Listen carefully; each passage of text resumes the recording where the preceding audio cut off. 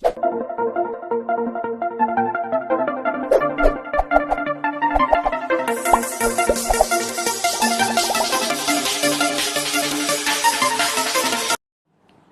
सभी का स्वागत करता हूं फिजिक्स ज्ञान मुकेश नाइक चैनल पे। आज बहुत ही बढ़िया मजा आने वाला है बच्चों, क्योंकि आज मैं आप लोगों को सुपर पोजिशन ऑफ वेव्स का 7 नंबर पे लेक्चर ले रहा हूं। क्या बच्चों आपको पता है मैंने सुपर पोजिशन ऑफ वेव क्या होती है, कंस्ट्रक्टिव डिस्ट्रक्टिव इंटरफेरेंस क्या होता है, जो बुक्स में डायग्राम दी है, क्रस्ट टू क्रस्ट मिला तो क्या होता है, देखा होगा उसका एम्पलीट्यूड कितना बड़ा होता है बच्चों। ट्रफ टू ट्रफ मिला तो भी होता है, लेकिन crest to trough, trough to crest रहा, रेयर मीडियम टू डेंसर, यह सभी कहानी मैंने बहुत डिटेल्स में पढ़ा है बच्चों। इसके पहले 6 नंबर का लेक्चर देखना बहुत जरूरी है। आज हम लोग क्या करेंगे बच्चों, अगर क्रस्ट टू क्रस्ट मिला या ट्रफ टू क्रस्ट मिला तो उसके एम्पलीट्यूड पे कुछ इफेक्ट होता है क्या, या हम लोग साउंड के बारे में बताएंगे, साउंड वेव्स बताएंगे। Actually sound waves is the longitudinal waves है बच्चों, लेकिन हम लोग ट्रांसफर वेव्स जैसी वेव्स निकालते हैं।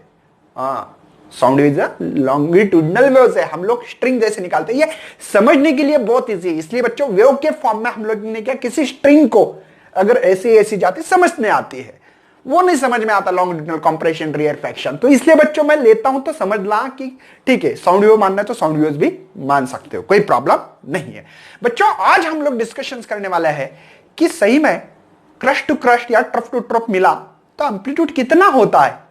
अगर क्रस्ट टू ट्रफ रहा तो एम्पलीट्यूड कम होता है क्या, साउंड की इंटेंसिटी कम होती है ज्यादा होती है, ये ऑलरेडी डिस्कस किया है। लेकिन आज बच्चों आप लोग मैं मैथमेटिकल प्रूफ करके दूंगा, आज आप लोगों के सामने ये प्रेजेंट करूंगा। सही में इक्वेशन के दौरान भी हम लोग किसी इक्वेशन को निकालने के बाद इसकी थ्योरी पढ़ेंगे, अच्छी तरह से कॉन्सेप्ट क्लियर करेंगे, क्योंकि बच्चों न्यूमेरिकल तो इसके ऊपर आते हैं। कुछ बेसिक फार्मूले लिख के रखे जो आई थिंक आपको पता होगे, A plus B bracket whole square सबको आता है, A square plus twice A B B square, sine A plus B sine A cos B cos A sine B, sine square theta plus cos square theta 1 होता है, identity पता होगा, sign 0 1 होता है, sign 90 pi by 2 0, sign 90 -1 होता है, पता है ना। ये इंटेंसिटी का एक फार्मूला बच्चों, ये आप लोगों को पता नहीं है तो पता करवा दो कि ये फार्मूला होता है इंटेंसिटी का, आपको याद करना पड़ेगा, twice pi square a square f square rho we.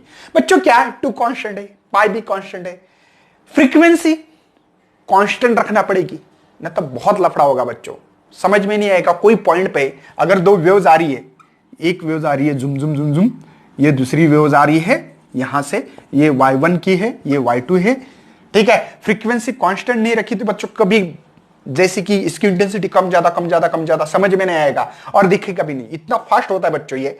अब क्या होता है, अगर आप लोग लाइट सेक्शन में पढ़ोगे तो उसमें प्रॉब्लम ये होती है, dark bright dark bright dark bright ऐसे होता है पॉइंट, तो ये समझ में नहीं आएगा। मतलब अगर फ्रीक्वेंसी कांस्टेंट रखी तो इस पॉइंट पे आपको अगर ब्लैक पॉइंट हो, है ना, ब्लैक हो या ब्राइट हो तो वो कॉन्स्टेंटली रहता है। दूसरा एक यहां पे, ठीक है, ये कि यहां पे आ रहा है तो समझो यहां पे ब्लैक है, समझो समझो समझो, ये तो ये ब्राइट होगा, तो ये कांस्टेंट यहां पे कभी भी जाके देखो, आप देखो दोबारा देखो, दूसरे दिन देखो, तीसरे दिन देखो, 1 घंटे के बाद देखो तो ब्राइट दिखेगा।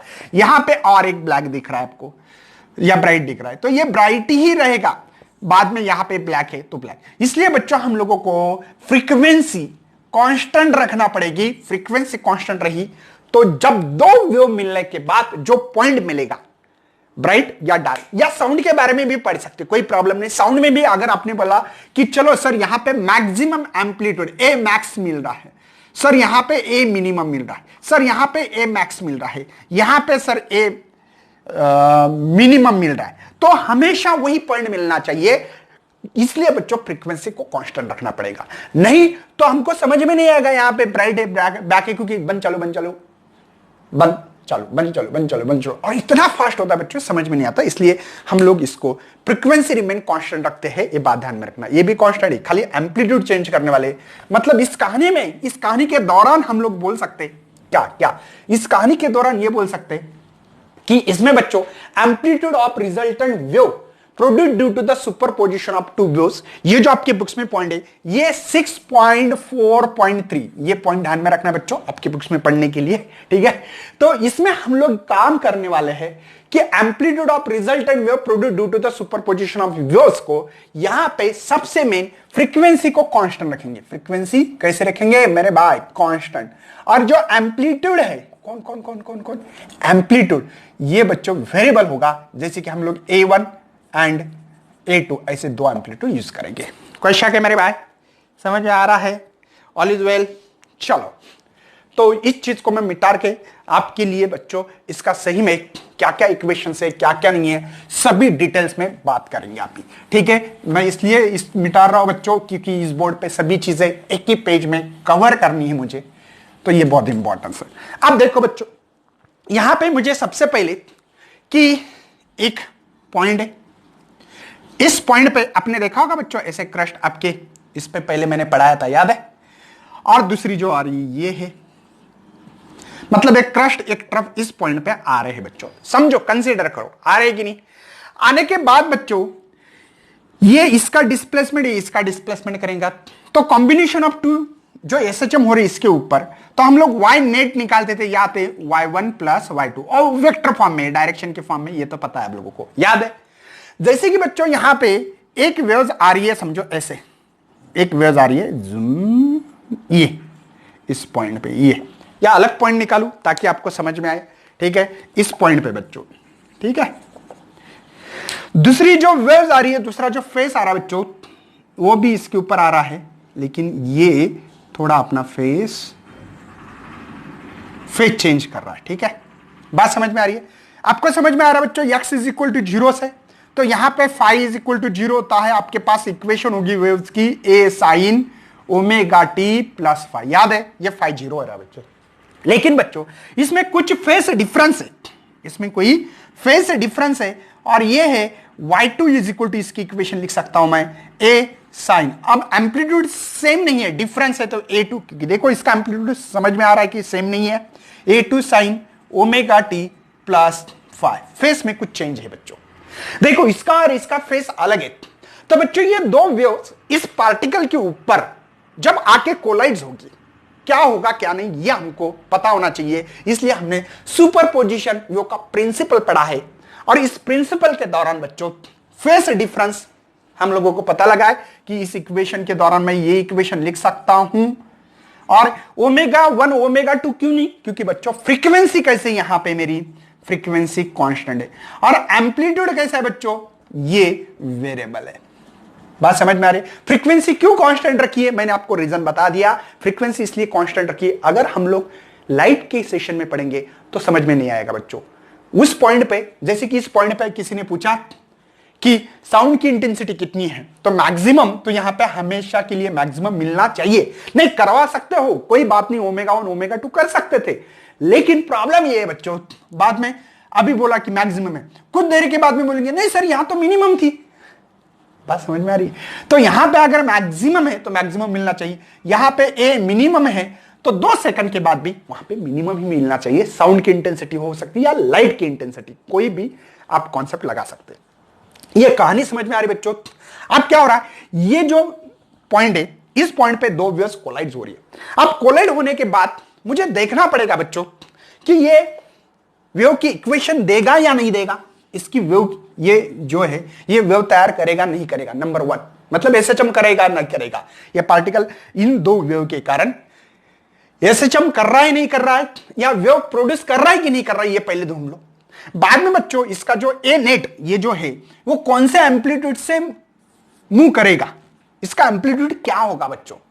ये जो पार्टिकल है, इस पार्टिकल पे दो वेव्स आ रही है, और इस दो वेव के कारण ये पार्टिकल का एम्पलीट्यूड कितना है, रिजल्टेंट एम्पलीट्यूड, क्योंकि इसकी भी सुनना पड़ेगी इसकी भी सुनना पड़ेगा। हाँ, इसका डिस्प्लेसमेंट इंडिविजुअली करेगा, इसका इंडिविजुअली करेगा, लेकिन नेट मतलब इसका जो एम्पलीट्यूड, अगर इसका A1 है या A2 है, इसका A1 है, तो इसका टोटल एम्पलीट्यूड कितना होगा, तो ये फेज डिफरेंस पे निर्भर करने वाला है इस एंगल के ऊपर डिपेंड, फेस मतलब वही एंगल जो है आपका इनिशियल जो भी है इसके ऊपर निर्भर करेगा। तो चलो बच्चों, हम लोगों ने डिटेल में डिस्कशंस किया है, मैं आप लोगों को इक्वेशन निकाल के दे रहा हूं, क्योंकि बच्चों ये कॉन्सेप्ट बहुत इंपॉर्टेंट है कि ये जो पार्टिकल है हमारा वो एसएचएम कितना कर रहा है। चलो, तो सबसे पहले बच्चों मैं पहली ही इक्वेशन लिख रहा हूं, आपको समझ में आया कि यहां पे जो फ्रीक्वेंसी है ये कांस्टेंट है बच्चों, नंबर 1। नंबर 2 चीज है बच्चों आपके लिए कि यहां पे एम्पलीट्यूड जो है वो है वेरिएबल, ठीक है। और आपने बताया कि सर इस पार्टिकल पे जो वेव्स आ रही है ये, ठीक है, और दूसरी जो वेव्स आ रही है, समझो कैसे भी समझ सकते हैं, ऐसे कोई मतलब दिक्कत नहीं बच्चों की, आपकी मर्जी है, ठीक है, ऐसे कुछ भी जो भी है ना, या नीचे जाके ऊपर, ठीक है,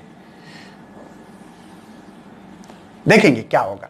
तो यहां पे ये पार्टिकल से बच्चों हमारा, इसके पास फेस डिफरेंस 0 है और इसका फेस कुछ ना कुछ तो है, तो फेस 5 होगा, ठीक है। इसकी जो इक्वेशन है पहले वाले की जो इक्वेशन है बच्चों मेरे पास वो है y1 is equal to a1 sine omega t. कोई शक है बच्चों, इसकी जो इक्वेशन है a1 साइन ओमेगा टी। 5 क्यों नहीं बच्चों, 5 initial x is equal to 0 से स्टार्ट हुआ वाला है।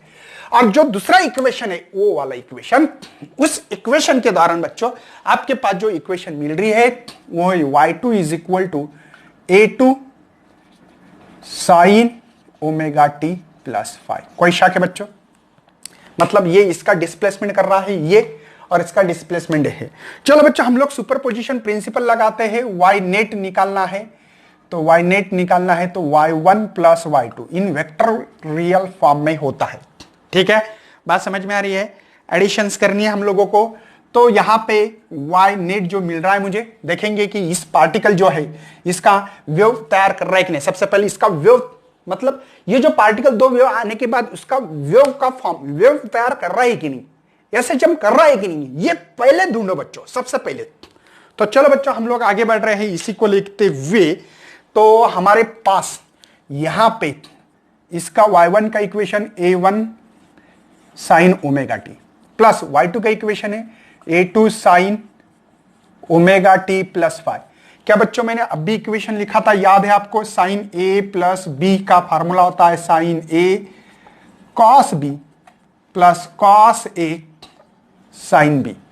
अगर याद नहीं है तो याद करना बच्चों आप लोगों को, इसको एज इट इज रखना, इसमें कोई फार्मूला गिरमूला लगने वाला, a sine omega T plus यहां पे a2, देखो क्या है, साइन a मतलब ओमेगा टी कॉस 5, समझे, प्लस यहां पे a2 cos omega T sign 5। कोई शक है बच्चों, समझ में आ रहा है।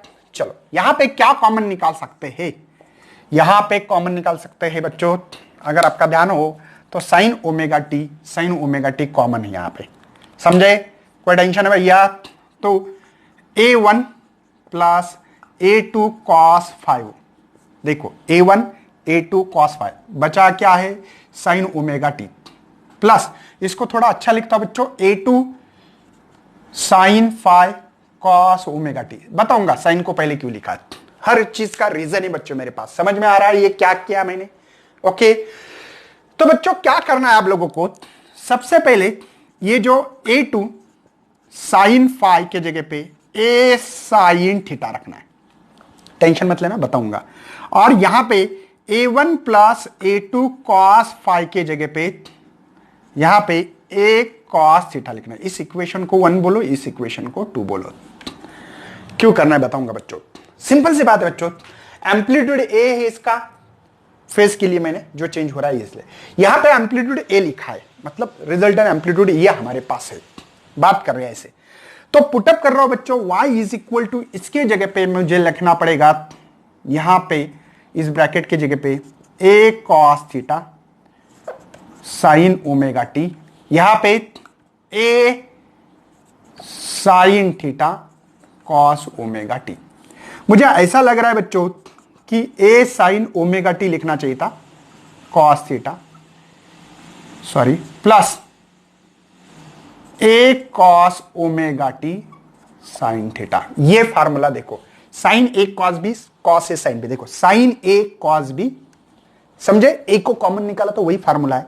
तो y इज इक्वल टू ए लगे तो एक काम करो, इसमें ए को कॉमन ही रखो। चलो cos omega T sine theta, देखो लग रहा है कि नहीं।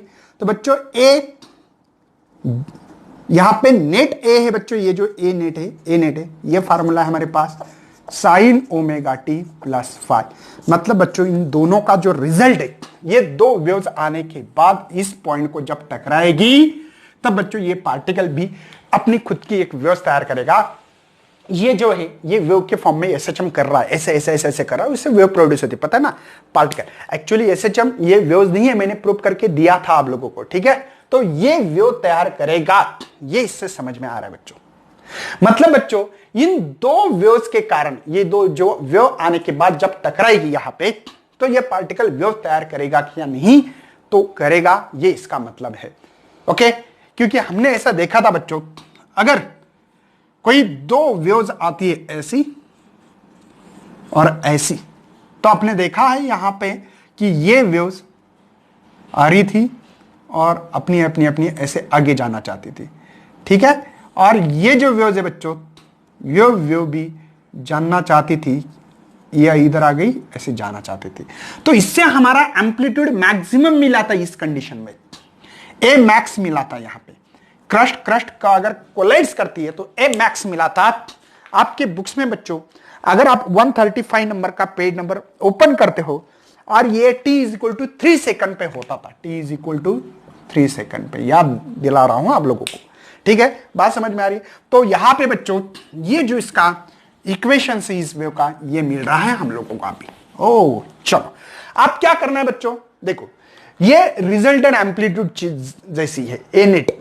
अब ए नेट क्या मिलेगा, मैंने बोला equation number 1 and 2 adding and squaring. देखो equation 1 and 2 adding and squaring, add करना है स्क्वायर करना। चलो तो यहां पे a1 square sine square theta, दूसरा है a2 square cos square theta, बात समझ में आ रही है इनकी, इज इक्वल टू इसका स्क्वायर करना है तो a square sine square five है ना, प्लस इसका स्क्वायर इस ब्रैकेट का a1 plus a2 cos five का स्क्वायर। कोई शक है बच्चों, समझ में आ रहा है आप लोगों को क्या कर रहा हूं मैं। अब क्या करना पड़ेगा बच्चों, सिंपल सी बात है कि a स्क्वायर आएगा यहां पे।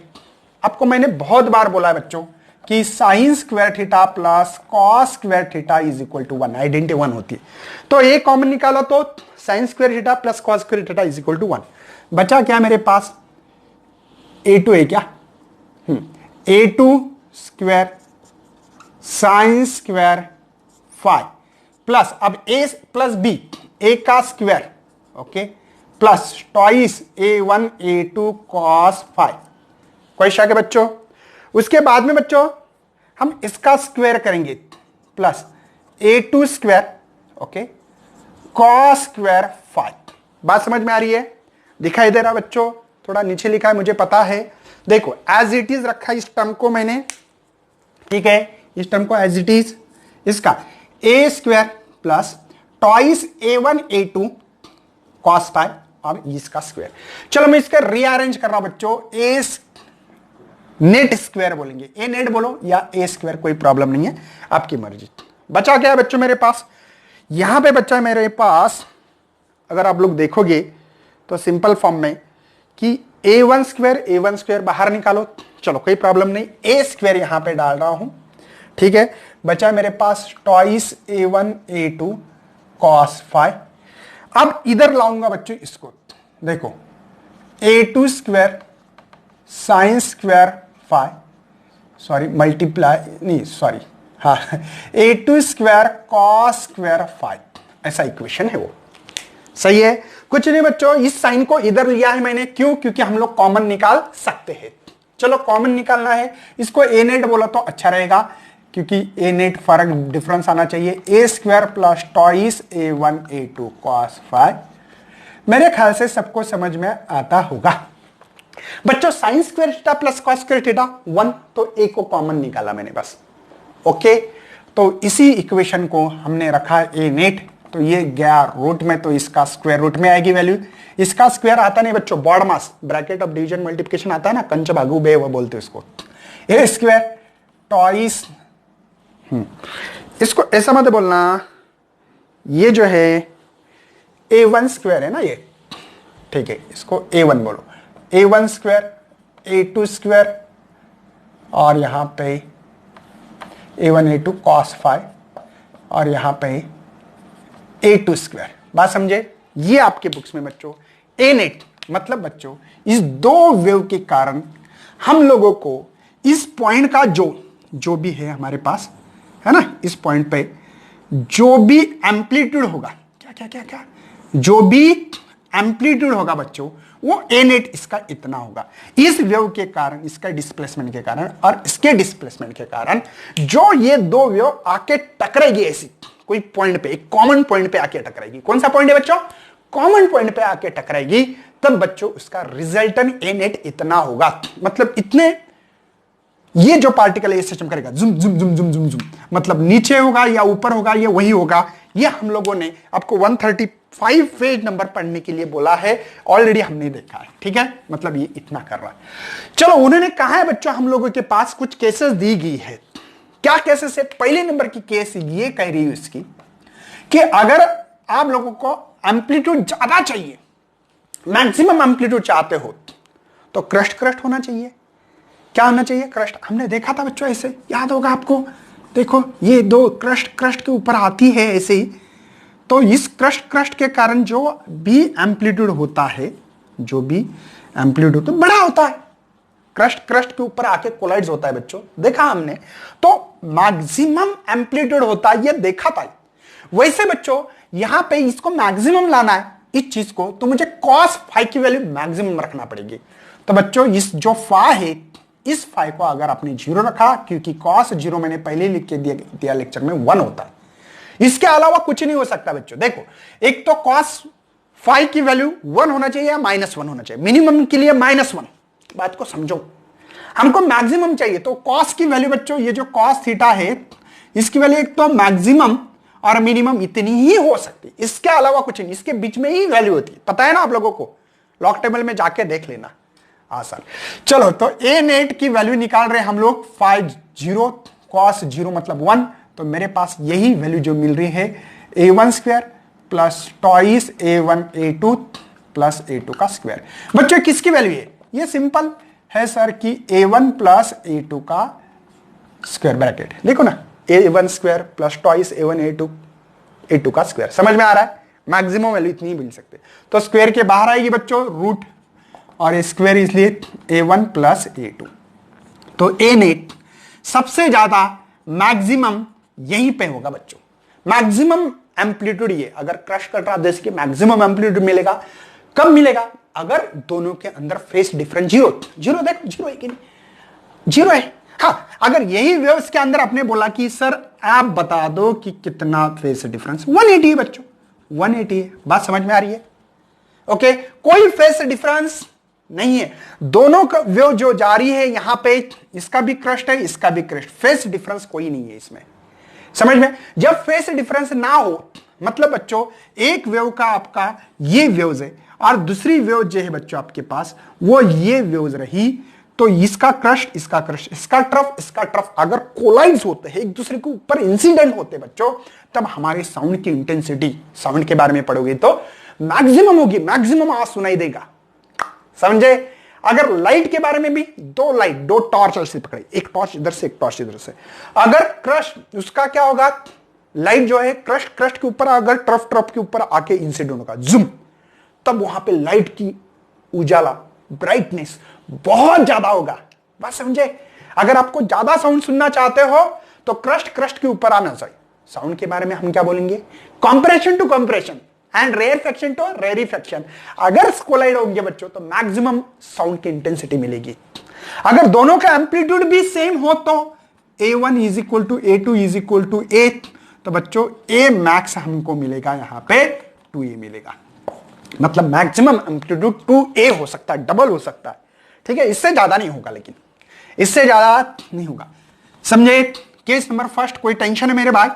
ओके, चलो केस नंबर सेकंड में बच्चों बात करने वाले हम लोग सेकंड नंबर पे कि हमारे पास मिनिमम, मैंने क्या बोला, मिनिमम के लिए आपको क्या रखना पड़ता है? तो पाई। क्यों? कॉस पाई होता है -1। -1 वैल्यू डालो बच्चों, सबसे मिनिमम वैल्यू है, क्योंकि कॉस 0 की वैल्यू 1 होती है और कम से कम -1 होती है बस। तो बच्चों ए नेट निकालेंगे, आपको समझा? यहां पे a1² plus twice a1 a2 -1 value a2 का स्क्वायर। आपको समझ में आ रहा है मेरे भाई कि यहां पे a1² ये माइनस होगा, -a1 a2 प्लस a2 का स्क्वायर। मतलब ए नेट जो मिलेगा मेरे भाई वो ये है कि a1 माइनस a2 का ब्रैकेट का स्क्वायर। समझे? अरे ये a माइनस बी का स्क्वायर फार्मूला है ना, ये बाहर आएंगे अब ए नेट, देयरफॉर तो a1 माइनस a2। अगर एम्पलीट्यूड सेम हो बच्चों, मतलब ये कह रहा है कि एक वेव का क्रस्ट आ रहा है और ट्रफ है, एक क्रस्ट है और एक ट्रफ है बच्चों। अगर दोनों का एम्पलीट्यूड, आपने देखा होगा बच्चों, एक ही लाइन पे एक कंडीशन ऐसी थी और दूसरी जो वेव की थी ऐसी थी। मैं आपको बुक्स में इसका एक्सप्लेनेशन दिए वाला है 135 पेज नंबर t = 2 सेकंड पे, याद है बच्चों? तब ये दोनों, ये वेव इधर आ रही है, ये वेव इधर आ गई। एक कंडीशन ऐसी आती बच्चों कि ये वेव जाना चाहती थी ऐसी लेकिन हो गई ऐसी, मतलब बिल्कुल ऐसे, एक क्रस्ट था एक ट्रफ था, तो बिल्कुल ये रस्सी ऐसी बनेगी, ऐसी ना ऊपर जाएगी ना नीचे आएगी। क्यों? क्योंकि बच्चों दोनों का एम्पलीट्यूड सेम होना बहुत जरूरी है, तब की कंडीशन है। तब आपको बच्चों ए नेट हाँ मिनिमम मिल रहा है, मतलब 0 मिलेगा, क्योंकि ए में से ए गया 0, मतलब सबसे कम एम्पलीट्यूड यही मिलेगा जब एक क्रस्ट और एक ट्रफ हो। बात समझ में आ रही है? लाइट के बारे में, साउंड में क्या बोलोगे? कॉम्प्रेक्शन, रेयरफिशन, पता है ना? बस साउंड के बारे में ये लगाना है। बात समझ में आ रही है बच्चों? तो ये आपको यहां पे crest to trough, trough to crest, ये सभी चीजें मैंने ऑलरेडी एक्सप्लेन कर चुका हूं मेरे भाई, अच्छी तरह से समझ लेना। समझे? इसके अलावा बच्चों यही कहानी अगर इंटेंसिटी में लगानी है तो क्या करेंगे? ठीक है, यही कहानी इंटेंसिटी में। इंटेंसिटी अगर आप आए, मतलब इंटेंसिटी मैक्सिमम, क्या बच्चों मैंने फार्मूला लिख के दिया था? क्या था इंटेंसिटी का? 2π² a² f² रो, याद है ना? v, याद है ना? अभी मैंने बोला सभी कांस्टेंट है बच्चों, ये डायरेक्टली प्रोपोर्शनल a² है। मतलब आपकी अगर साउंड के बारे में या लाइट के बारे में जो इंटेंसिटी होती है ये एम्पलीट्यूड पर निर्भर करती है, डिपेंड होती है, ध्यान रखना है। ओके, तो बच्चों ये होगा ए मैक्सिमम का स्क्वायर। ए मैक्सिमम कौन है मेरे पास? A maximum sir a1 plus a2 का स्क्वायर। समझे? क्यों? क्योंकि बच्चों इसका मैक्सिमम एम्पलीट्यूड इतना है तो इसका स्क्वायर है तो इसका स्क्वायर होगा, मतलब इंटेंसिटी ज्यादा चाहते हो तो ये करवा दो, मिनिमम चाहते हो तो मिनिमम, तो ये होगा बच्चों मेरा ए मिनिमम के डायरेक्टली प्रोपोर्शनल। के कांस्टेंट है, के की वैल्यू मैंने 1 मानी है, टेंशन मत लेना। तो बच्चों यहां पे a1 माइनस a2 का स्क्वायर करना पड़ेगा, क्योंकि मिनिमम इतनी है ना बच्चों, देखो यहां पे। समझे?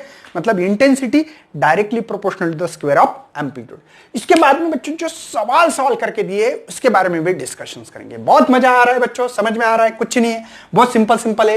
एक की वेव की इक्वेशन है, दूसरी की है, दोनों को मैंने सुपरपोजिशन किया, दो वेव को मिलाना, इंटरफेरेंस बोलते हैं। मिलाने के बाद उसका फार्मूला रखा, यहां पे साइन ओमेगा टी कॉमन रखा, साइन ओमेगा टी ये ब्रैकेट को यहां रखा, इसको यहां रखा, इसको जगह पे क्या रख सकते हैं।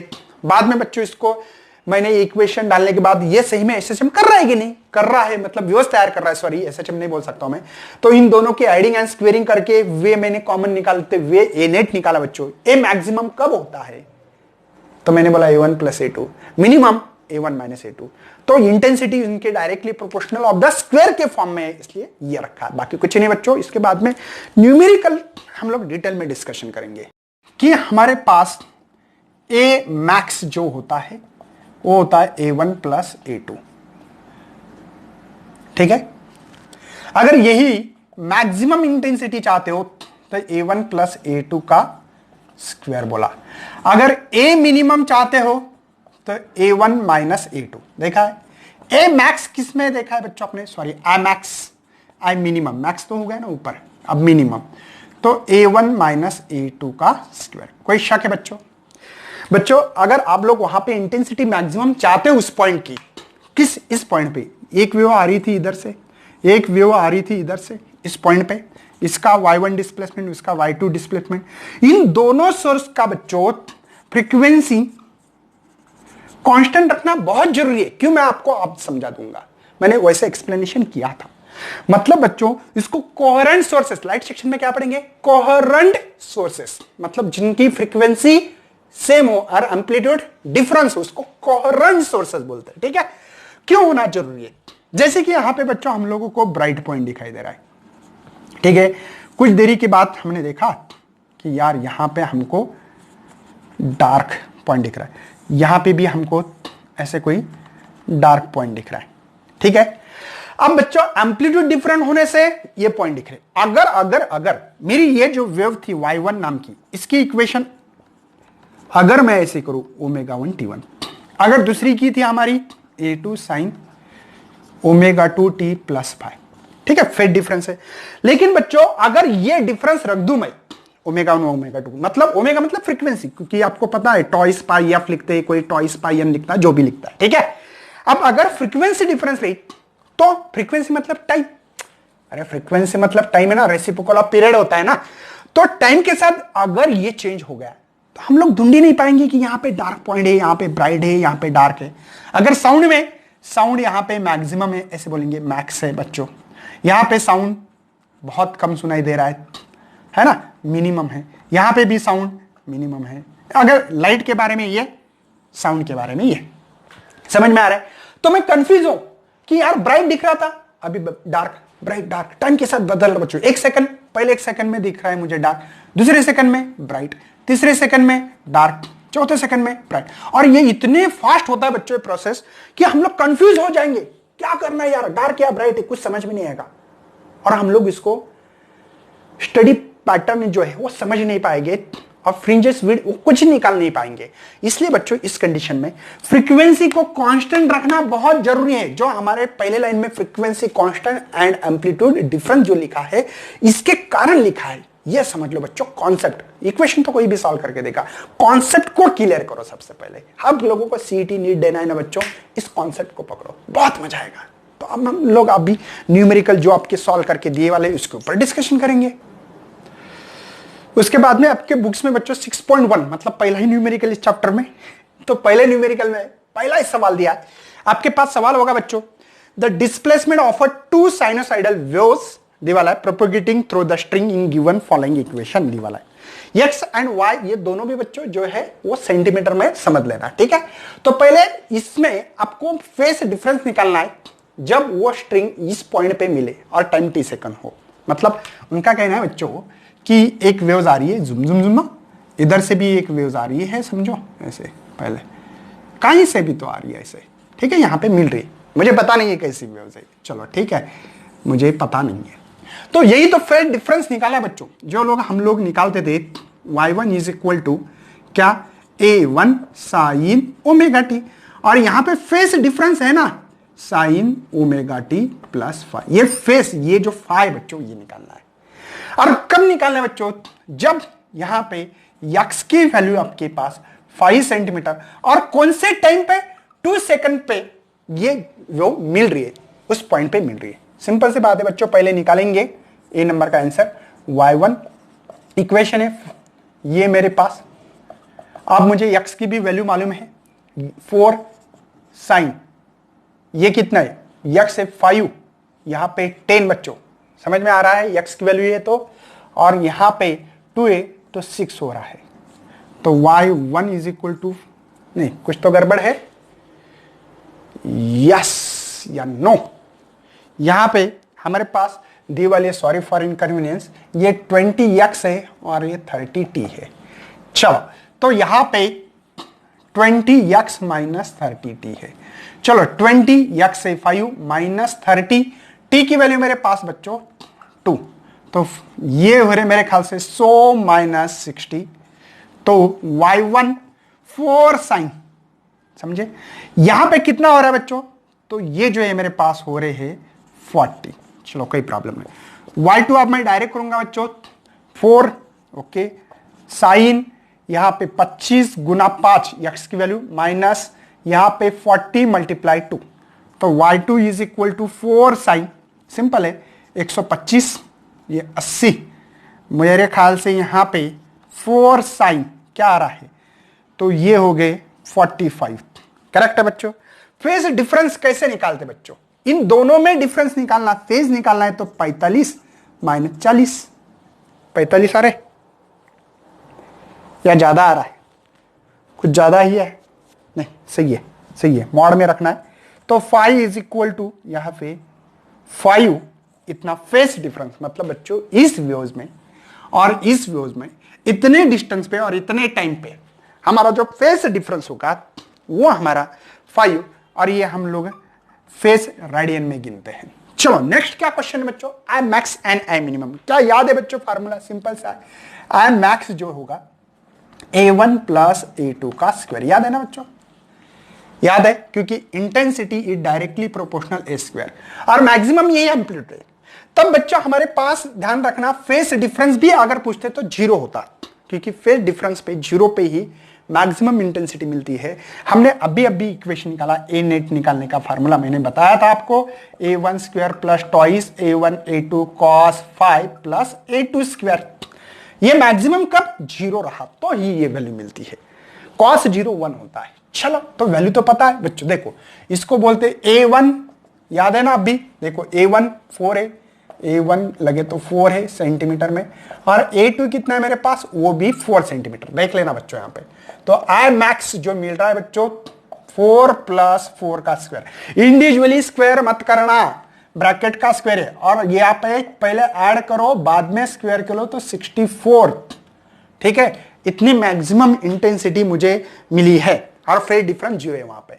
मिनिमम बच्चों, आई मिनिमम का फार्मूला सबको दुनिया को पता है, i1 minus a1 minus a2 का स्क्वायर, ये पाई रखो 180, और फेस डिफरेंस पाई बच्चों 180 माइनस 1, तो ये फार्मूला बनता है।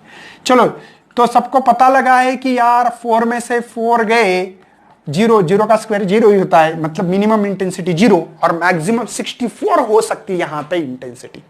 अगर साउंड में हो तो मैक्सिमम इतना साउंड होगा, मिनिमम इतना होगा। लाइट की इंटेंसिटी ऐसे भी कर सकते हो, बहुत इजी प्रॉब्लम्स है, ज्यादा हार्ड एंड फास्ट प्रॉब्लम नहीं है बच्चों, ठीक है। आपके बुक्स में बच्चों 6.2 नंबर का जो सवाल दिया वाला है, मैं उसको आगे बढ़ा रहा हूं। उन्होंने सबसे पहले कहा है कि यहां से, मतलब ये मीन पोजीशन है, ये एक्सट्रीम पोजीशन है, ये एक्सट्रीम, मीन से एक्सट्रीम पोजीशन जाने के लिए 4 मिलीसेकंड टाइम लग रहा है। बात समझ में आ रही बच्चों, 4 मिलीसेकंड। मुझे पीरियड मतलब क्या है, एक कंप्लीट व्यू, इसको एक कंप्लीट बोलते हैं, एक क्रस्ट और एक ट्रफ व्यू, इसको पीरियड कहते हैं। तो इसका यहां तक जाने के लिए 4 मिली सेकंड, मिली समझते ना, मिली मतलब 10⁻³ सेंटीमीटर मतलब -2, तो है, तो पूरे पीरियड कितना होगा, ये 4 और ये 4, देखो ये 4 मिली सेकंड, तो दोबारा ये 4 और 8, मतलब बच्चों ये 8 16, मतलब मेरे ख्याल से period is equal to 4 × 4 millisecond होगा। मतलब बच्चों यहां पे पीरियड जो होगा मेरे पास वो होगा 16 मिली सेकंड। मिली सेकंड को कन्वर्ट कर रहा हूं मैं -3 सेकंड। बात समझ में आ रही बच्चों, इनका कहना है कि यहां से यहां मीन पोजीशन से एक्सट्रीम पोजीशन तक जाने के लिए 4 मिली सेकंड लगते हैं इस वेव्स को, तो यहां तक आने के लिए दोबारा और 4 सेकंड बच्चों, देखो तो ये आधा होगा और ये आधा, 4 टाइम तो 4 मिली सेकंड। मुझे फ्रीक्वेंसी निकालना है तो 1/t फार्मूला है, तो 1 t की वैल्यू ये है बच्चों, ठीक है, ये ऊपर गए तो 1000 हो गए बच्चों, अरे -3 ऊपर गए तो +3, ये हो रहा है, तो 16 6 96 आता है मुझे भी कितने बाकी है, 40 बच्चों, 16 2 32, बाकी कितने 8 हो गया 80, मतलब 5 और फ्रीक्वेंसी हर्ट्ज में गिनते। बात समझ में आ रही बच्चों, कोई टेंशन है इसमें, कॉन्सेप्ट क्लियर होना बहुत जरूरी बच्चों, क्या बोल रहा है क्वेश्चन ये समझ लो। उसके बाद में बच्चों देखो नेक्स्ट सवाल है, हम लोगों को इसकी वेवलेंथ भी बतानी है, और ये कह रहा है कि आपका यहां से, मतलब यहां से यहां तक 2 सेंटीमीटर लग रहे। सेम पॉइंट यहां से यहां तक। क्वेश्चंस अच्छी तरह से पढ़ना बच्चों कि उन्होंने क्या कहा है और क्या नहीं। Distance between 2 consecutive point on the string are at the mean position. Mean position से कंसेक्यूटिव मतलब दोबारा मीन पोजीशन पे आने के लिए 2 सेंटीमीटर, तो ये और 2 सेंटीमीटर होंगे क्योंकि ये क्रस्ट ये ट्रफ है बच्चों, तो इसका जो लैम्बडा होगा वो 4 सेंटीमीटर का होगा। मतलब ये लेंथ जो पूछिए वो है सीधी सीधी ये। उसके बाद में बच्चों मुझे स्पीड पूछिए। स्पीड का बहुत simple formula v is equal to n lambda. v n मेरे पास है 62.5 और लैम्बडा 4, मेरे ख्याल से 20, ये हो गए 8, 10, ओके 10 के बाद में बच्चों यहाँ पे 1, 25 है ना, ऐसे कुछ आंसर आना चाहिए था। ये है बच्चों मेरे पास, ये पॉइंट यहाँ पे ध्यान रखना एक छोड़ के, सेंटीमीटर पर सेकंड, लेकिन मीटर पर सेकंड करना है तो यहाँ पे मुझे 100 से डिवाइड करना है, कर लो कोई प्रॉब्लम नहीं। 100 से डिवाइड मीटर पर सेकंड तो 2.5 मीटर प्रति सेकंड में हम लोगों ने स्पीड निकाली। बात समझ में आएगी बच्चों, ये कहां से कहां है। कुछ लोग आपकी बुक्स में अलग डायग्राम दिए तो टेंशन मत लेना, बहुत सारे बच्चे डर जाते हैं।